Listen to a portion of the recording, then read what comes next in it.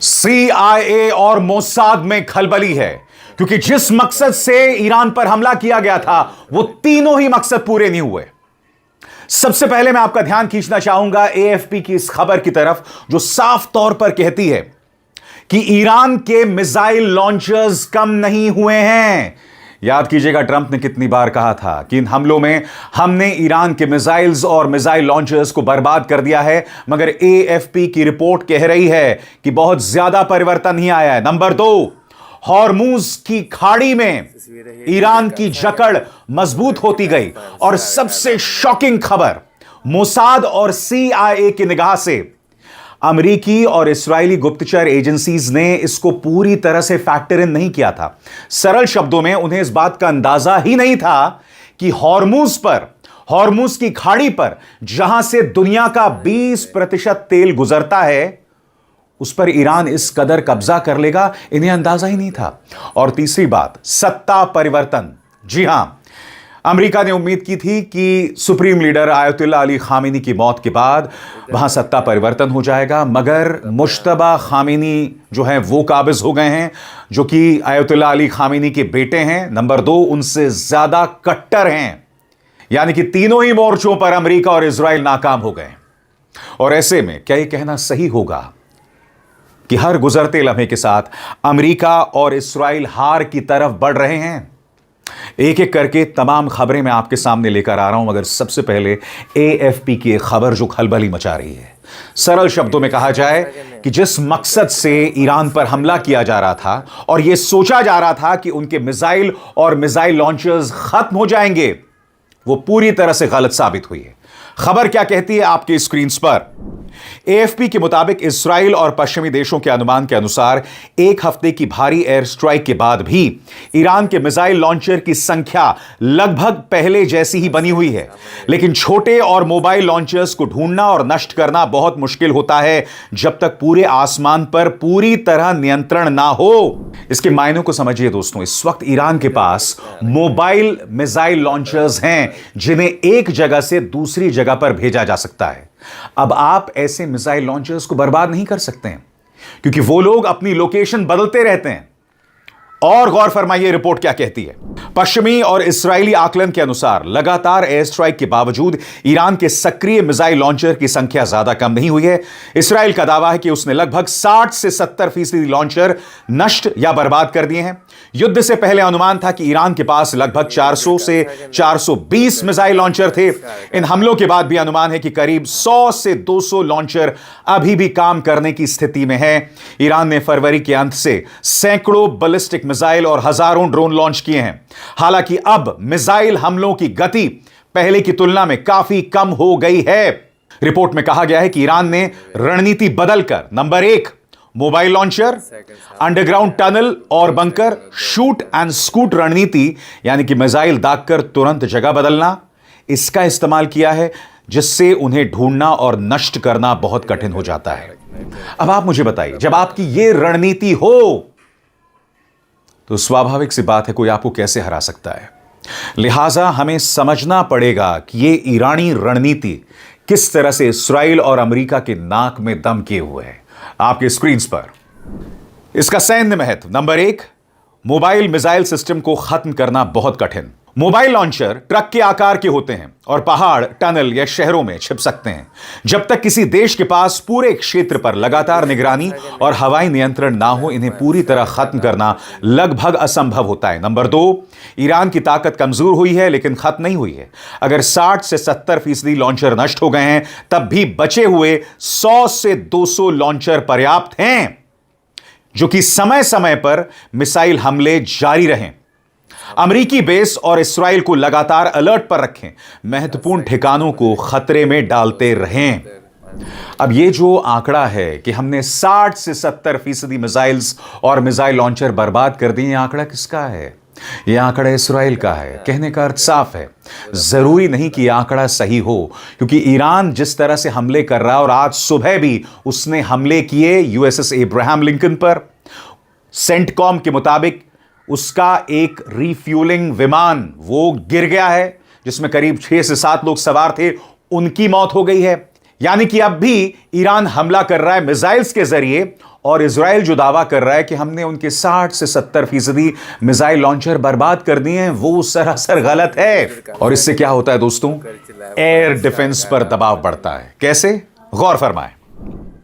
हर missile और drone हमले को रोकने के लिए अमेरिका और इस्राएल को महंगे इंटरसेप्टर इस्तेमाल करने पड़ रहे हैं। इससे यह एक लंबी थकावट वाली लड़ाई बनती है। कौन ज्यादा समय तक मिसाइल या इंटरसेप्टर बना सकता है। नंबर 4, अमेरिका और इस्राएल की रणनीति सीमित। जब तक मिसाइल लॉन्चर पूरी तरह खत्म नहीं हो जाते, बड़े एयरबेस, बंदरगाह, अमेरिकी सैन्य ठिकाने हमेशा खतरे में रहते हैं। इससे सेना की तैनाती और ऑपरेशन की योजना प्रभावित होती है। और कहीं ना कहीं दोस्तों, ये अमेरिका और इस्राएल को एक बहुत बड़ी सीख दे रही हैं। और वो सीख क्या है, गौर फरमाएं। अगर किसी देश के पास mobile missile launcher, tunnel network और वितरित उत्पादन हो, तो केवल एयर स्ट्राइक से उसकी मिसाइल क्षमता को पूरी तरह खत्म करना बहुत मुश्किल होता है। इसी वजह से ईरान की मिसाइल क्षमता कमजोर जरूर हुई है, लेकिन वो अभी भी युद्ध के समीकरण को प्रभावित करने के लिए पर्याप्त बची हुई है। और जैसा कि रॉयटर्स की खबर कह रही है कि आपने बेशक आयतुल्लाह अली खामेनी को मार दिया, मगर उनका नेतृत्व अभी भी बदस्तूर बना हुआ है। सत्ता परिवर्तन की कोई गुंजाइश नहीं है।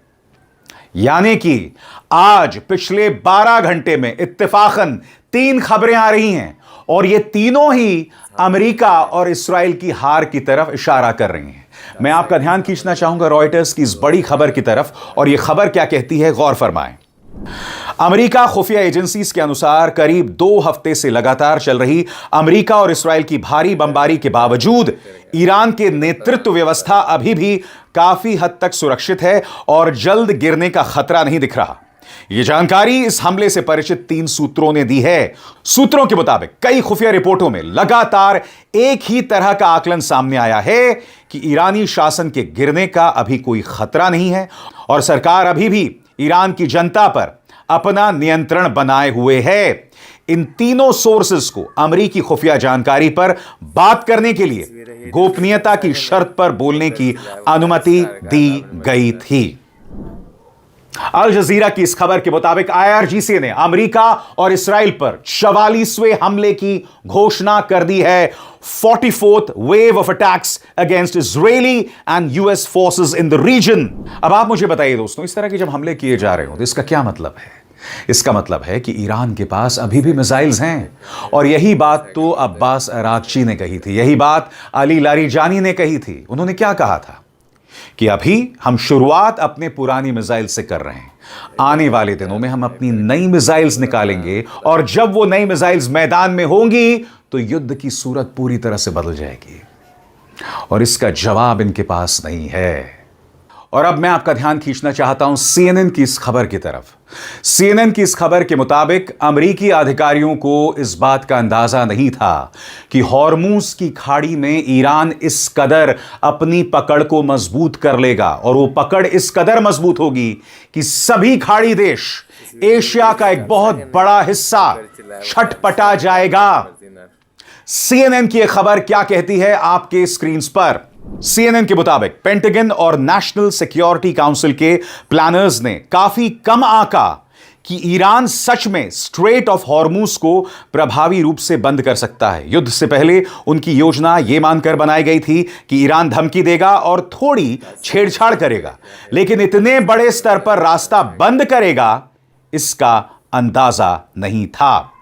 स्वतंत्र और आजाद पत्रकारिता का समर्थन कीजिए, सच में मेरा साथी बनिए। बहुत आसान है दोस्तों, इस ज्वाइन बटन को दबाइए और आपके सामने आएंगे ये 3 विकल्प, इनमें से एक चुनिए और सच के इस सफर में मेरा साथी बनिए। सबसे बड़ी बात CNN के मुताबिक, और इससे आपको पता चलेगा कि अमेरिका और इजराइल ये जंग बगैर प्लानिंग के लड़ रहे हैं। उन्होंने इस बात को फैक्टर इन ही नहीं किया था कि अगर हॉर्मूज की खाड़ी बंद हो जाएगी तो इसका क्या असर होने वाला है। गौर फरमाइए, CNN के मुताबिक पूरे बंद होने की स्थिति के लिए ठोस योजना नहीं थी।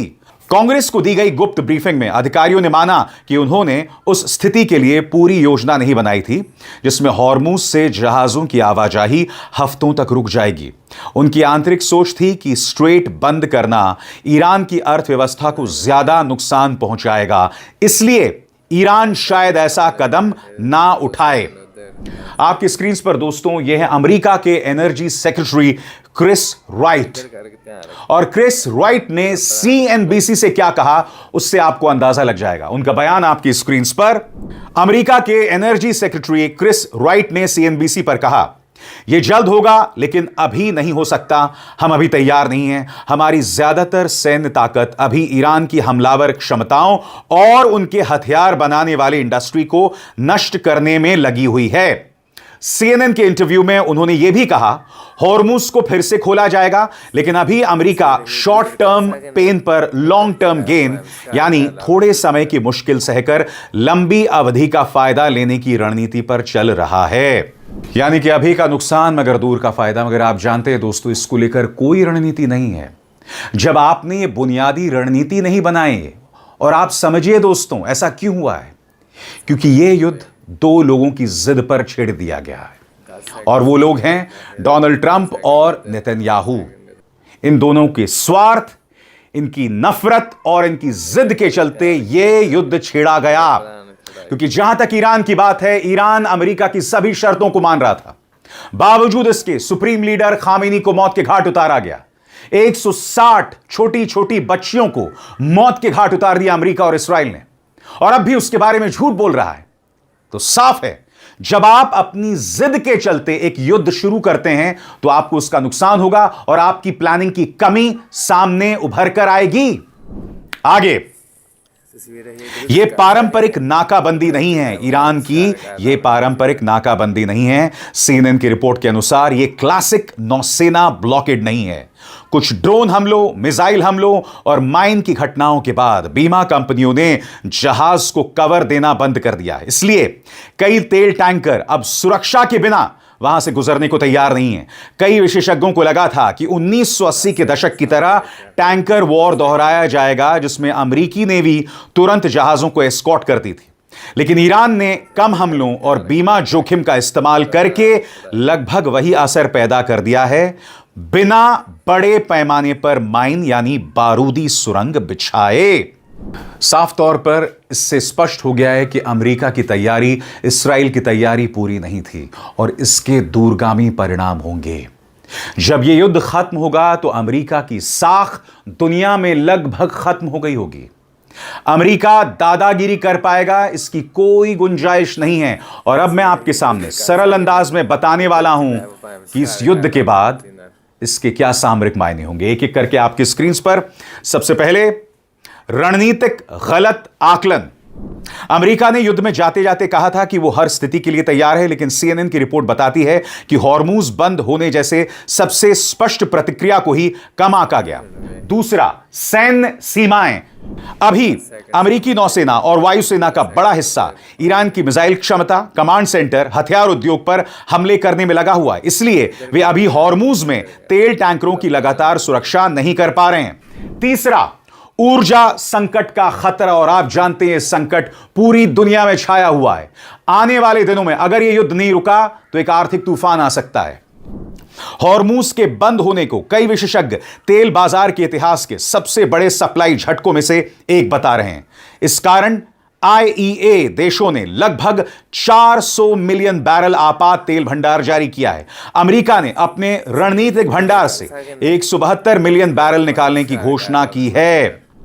और जाहिर सी बात है, इसका असर अमेरिका की राजनीति पर भी पड़ेगा। कैसे, गौर फरमाएं। सीएनएन के अनुसार यहां एक बड़ा विरोधाभास दिख रहा है। सार्वजनिक रूप से प्रशासन कह रहा है कि वो हर स्थिति के लिए तैयार है, लेकिन निजी ब्रीफिंग में उसने कांग्रेस को बताया कि हॉर्मुज के लंबे समय तक बंद रहने की स्थिति के लिए पूरी तैयारी नहीं थी। इससे आलोचकों को यह कहने का मौका मिल गया है कि युद्ध बहुत ज्यादा आशावादी धारणाओं पर शुरू किया गया था। यानी अमेरिका जरूरत से ज्यादा ऑप्टिमिस्टिक था, और नतीजा आपके सामने दिखाई दे रहा है।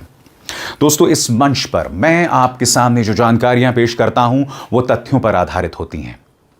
फैक्ट्स और फैक्ट्स के अलावा कुछ नहीं। और इसीलिए कार्यक्रम के बीचों बीच मैंने आपसे अपील की थी कि मेरे हाथों को मजबूत कीजिए और मेरे चैनल को ज्वाइन कीजिए, क्योंकि मैं आप तक लगातार ये खबरें पहुंचाना चाहता हूं जो पूरी तरह से तथ्यों पर आधारित हैं। अभिसार शर्मा को दीजिए इजाजत। नमस्कार।